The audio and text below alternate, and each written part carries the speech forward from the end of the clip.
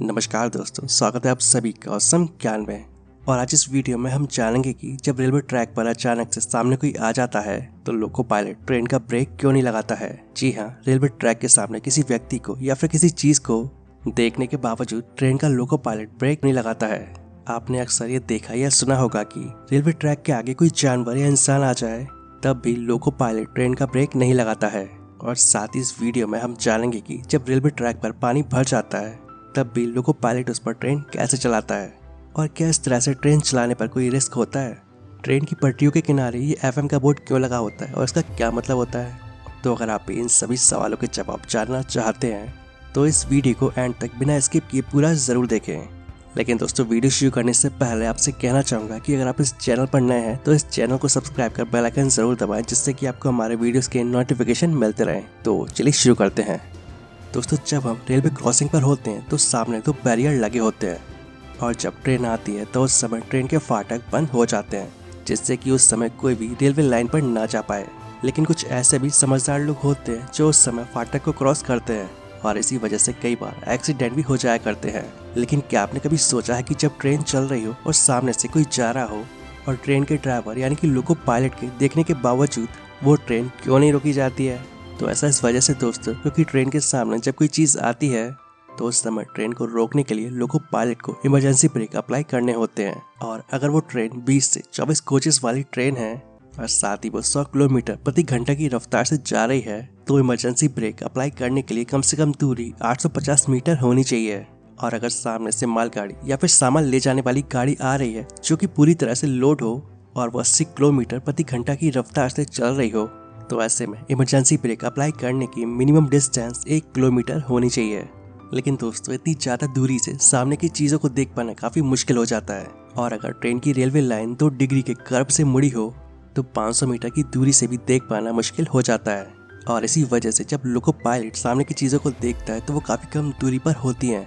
तो इसीलिए loco pilot सामने किसी चीज़ को देखने के बाद भी ट्रेन को नहीं रोकते हैं और उनके लिए लोकोमोटिव में लगा हॉर्न ही एकमात्र उम्मीद होता है जिसे बजाकर वो लोगों को आगाह करते हैं। इसके अलावा लोको पायलट को रात में उतना ही ट्रैक नजर आता है जहाँ तक उस इंजन की लाइट की रोशनी चाहती है। और अगर कोई भीड़ रात के समय ट्रैक पर मौजूद हो तो लोको पायलट को वो ज़्यादा दूर से नहीं दिख पाती है। तो ऐसे में भी इमरजेंसी ब्रेक लगाकर ट्रेन को रोकना मुश्किल हो जाता है। कुछ लोगों को लगता है कि ट्रेन के इमरजेंसी ब्रेक लगाने से वो ट्रेन पटरी से उतर जाती है। इमरजेंसी ब्रेक लगाने से गाड़ी पटरी से उतर जाती है, ये सिर्फ एक मिथ है। और वो गाड़ी पटरी से जब ही उतरती है जब उस पटरी में कोई खामी हो या फिर उस ट्रेन में। और इमरजेंसी ब्रेक लगाने से गाड़ी कभी भी पटरी से नहीं उतरती है। और ट्रेन में इमरजेंसी ब्रेक दिया ही इसलिए जाता है जिससे कि ज़रूरत के समय गाड़ी को कम से कम समय में और सुरक्षित तरीके से रोका जा सके। और लोको पायलट को हर सिचुएशन में इमरजेंसी ब्रेक लगानी चाहिए जिसमें उसे वो ज़रूरी लगे। और इमरजेंसी ब्रेक लगाने से ट्रेन कभी भी पटरी से नहीं उतरती है, बल्कि इसका हमेशा कोई दूसरा तकनीकी कारण होता है। चलिए अब बात कर लेते हैं कि जब रेलवे ट्रैक पर पानी भर जाता है तो लोको पायलट ट्रेन कैसे चलाता है। दोस्तों, दिल्ली, मुंबई, चेन्नई और कोलकाता में ऐसी सिचुएशन लगभग हर बारिश में आती हैं। हालांकि ऐसा बाकी जगहों पर भी हो सकता है। अगर रेलवे ट्रैक पर 4 से 6 इंच पानी रहता है तो ट्रेनों को सीमित गति से चलाया जाता है और ट्रैक बदलने के लिए जो पॉइंट्स होते हैं उन्हें मैनुअली क्लैम्प करके ताला लगा दिया जाता है और फिर वो ट्रेन बिना लाइन बदले सीधे सीधे चलती रहती है। मतलब स्लो लाइन वाली ट्रेन स्लो लाइन में ही चलेंगी और फास्ट ट्रेन फास्ट लाइन में ही चलेंगी।